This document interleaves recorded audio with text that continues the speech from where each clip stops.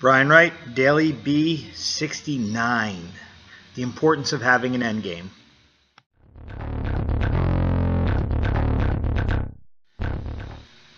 Hey, it's Brian from BrianWright732.com and fitin.com, PHITIN.com. And having an endgame, why is it so important? Whenever you go into a situation, you have to know exactly what you want before you go into it. If you're walking around every day understanding what your end result is, it will change your daily behavior. You will make decisions based upon where you want to go instead of what you're bumping into. You know, a big mistake that we run into is by having a hazy picture of the future where we're kind of like, well, maybe I'll go this way or that way. By being stuck in the middle, we can go left or we can go right instead of driving exactly where we want to be. Now, this is really important if you're an employee. So I know someone right now who's in a position where they're going to, word's coming down that they're going to get an opportunity to go into a larger role within a company, but it's going to require travel. It's going to require, a long commute. There's a lot of things involved.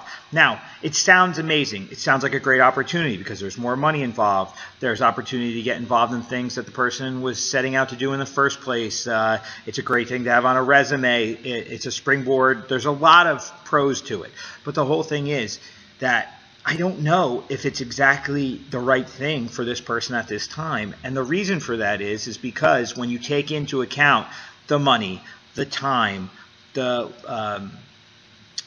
level of commitment, it changes the real value of it. So it sounds really nice on paper and it looks very tempting, but it doesn't necessarily fit into the person's end game. So this is a family person. This is someone that has a child that's very young. This is a person that doesn't necessarily want to relocate. So, if you're living in one place and then you have to go work out of state and it's a daily commute, you have money involved on the commute, you're paying double the taxes.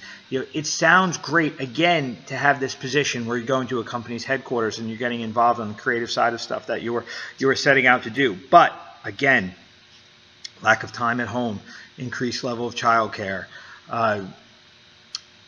commute, taxes, all of this.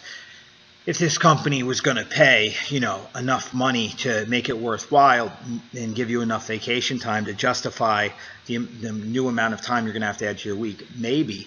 But again, it all comes down to what you really want. So if you're married, you have kids, you really have to look at the ramification of your business choices on how that's going to affect your family.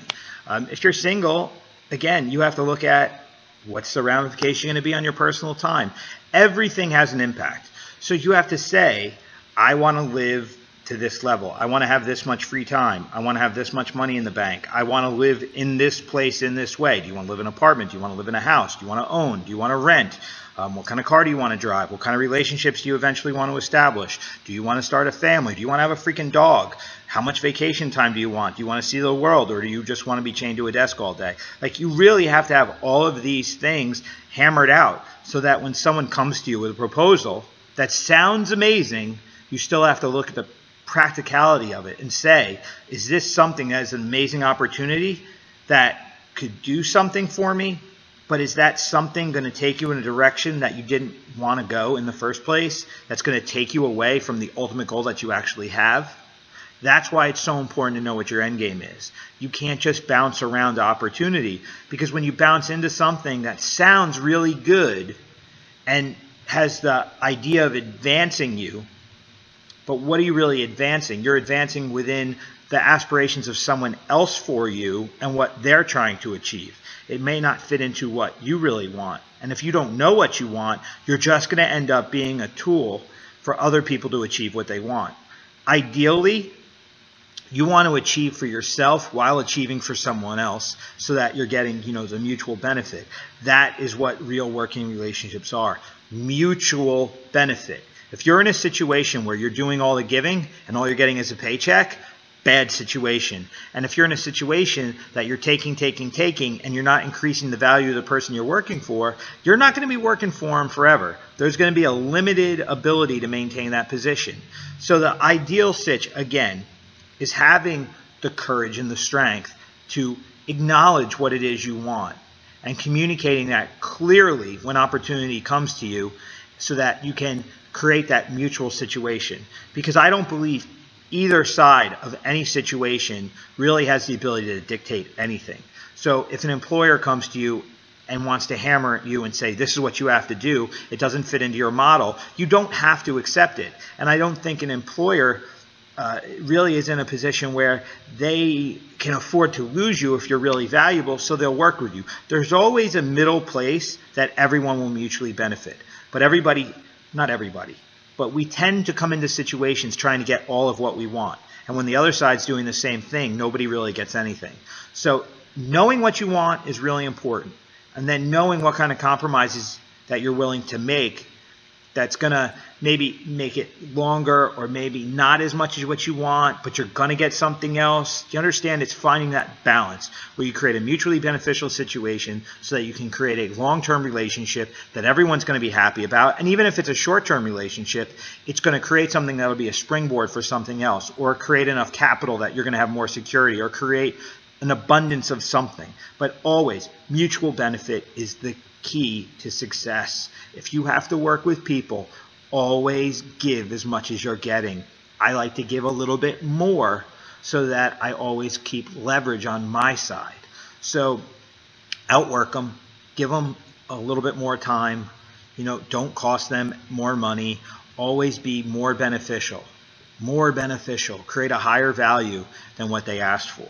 And then you will have more control, you'll have that leverage. So really understand how the end game structures everything. It's not just saying, okay, I'm going to be motivated in my day. It's actually knowing what functional steps you need to take day in and day out to achieve what you're ultimately looking to achieve. And again, no employer in the world should have the ability to control your life. No employer in the world should be able to buy your dreams. They should not be able to buy you out of what you want or dictate to you what you should want. If that is occurring, that is a weakness on your part. You are losing. No matter how much you acquire, you have failed, you have lost because you are living someone else's dream. Then on the flip side, you should never dictate to a boss what they should be pushing towards, because they have their dreams and aspirations, which you have to be respectful of. If you fit into the model that they feel is going to get them there, you should be working there. If not, go find another job. It's that simple. Don't torture yourself by trying to change your boss. And don't, torture yourself by changing your dreams and aspirations to fit someone else's needs. It's not a selfish thing to say it's about you. By saying, yeah, I have to do what I have to do, it's because that's what's going to make you more complete, going to make you more satisfied, which allows you to be the most authentic you on a daily basis, which means you'll have better relationships because you're happier, you're more successful, you're more secure, you're more energized, you're more motivated, you're more positive. The farther you get from yourself and your aspirations, you fall into that negative cycle, and then you're ruining relationships because unhappy people don't like to be with happy people. So unhappy people try and make everyone around them unhappy. They bring you down. So if you're rising, you will elevate everyone. If you're dropping, you're going to pull everyone down.